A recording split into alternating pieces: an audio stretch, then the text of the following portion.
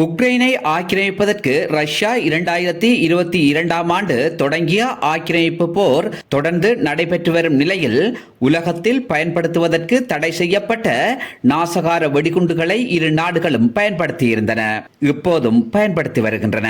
ரஷ்யாவுக்கு எதிராக உக்ரைன் அமெரிக்க மற்றும் மேற்கத்திய நாடுகள் வழங்கிய ராணுவ சாதனங்களை பயன்படுத்தி ரஷ்யாவுக்கு உள்ளேயும் ரஷ்யாவுக்கு வெளியேயும் தாக்குதல் நடத்தி வருகின்றன.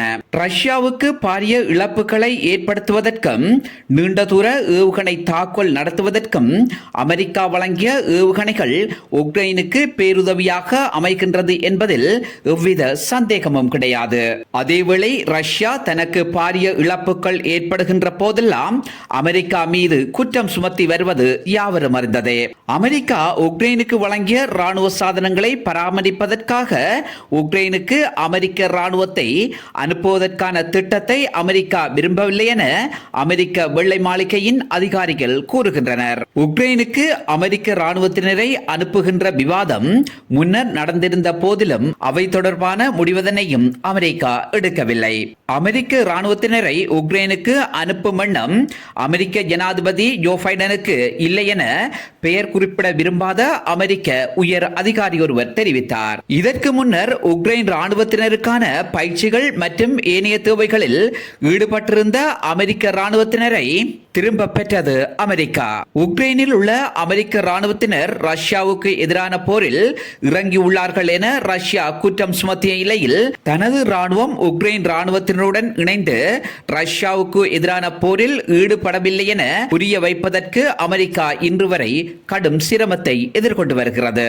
இன்னும் ஒரு முக்கிய விடயம் என்னவெனில், அமெரிக்கா உக்ரைனுக்கு வழங்கிய ராணுவ சாதனத்தில் ஏதேனும் பழுதுகள் ஏற்பட்டால் அந்த சாதனம் ருமேனியாவுக்கு அனுப்பப்படல் வேண்டும் அல்லது ஏதாவது ஒரு நேட்டோ நாட்டுக்கு அனுப்பப்பட்டு திருத்தல் படல் வேண்டும். அதுவும் சாத்தியப்படாத பட்சத்தில் ஆன்லைன் ஊடாக திருத்தப்படும் என அமெரிக்கா அறிவித்திருப்பது சாத்தியப்படக்கூடிய விடயமல்ல. காலப்போக்கில் குறித்த ராணுவ சாதனம் விரைவில் செயலிழந்து போகக்கூடிய நிலை உருவாகும் என்பதில் ஐயமில்லை.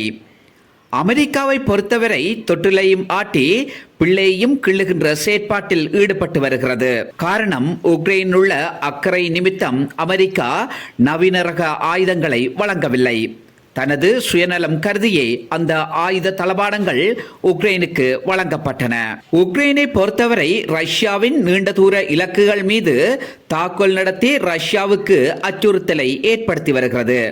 அதற்கு அமெரிக்கா வழங்கிய M142 ஹைமாஸ் ராக்கெட் லான்ச்சர் மற்றும் ATACMS போன்ற ஏவுகணைகள் உக்ரைனுக்கு கை கொடுத்து வருகிறது. அதே நேரம் அமெரிக்கா உக்ரைனுக்கு ஆயுதங்களை கொடுத்துவிட்டு சட்ட திட்டங்களை போடுவதென்பது இந்த வகையில் நியாயம்.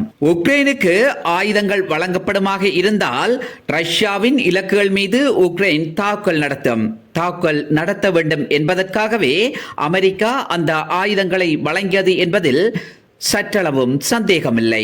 அமெரிக்க அதிகாரிகள் ஒவ்வொருத்தரும் நேரத்துக்கு நேரம் மாறுபட்ட கருத்துக்களை கூறி வருவது உக்ரைனை அமெரிக்கா ஏமாற்றி வருகிறது என்பதனை வெளிப்படையாக தெரிவித்து வருகின்ற போதிலும் உக்ரைன் ஜனாதிபதி செலன்ஸ்கி கிணற்று தவளை போன்றே இருந்து வருகிறார். முன்னாள் அமெரிக்க ஜனாதிபதி டொனால்ட் ட்ரம்பின் தேசிய பாதுகாப்பு கவுன்சிலின் ஐரோப்பிய விவகாரங்களுக்கான இயக்குநராக இருந்த அலெக்ஸ் பிட்மன் கூறுகையில், உக்ரைனை பாதுகாக்க வேண்டியது அமெரிக்காவின் பாரிய பொறுப்பாகும். உக்ரைன் விடயத்தில் பைடன் நிர்வாகம் தவறளித்து வருவதாக பிட்மன் குற்றம் சுமத்துவதிலும் நியாயம் இருக்கத்தான் செய்கிறது.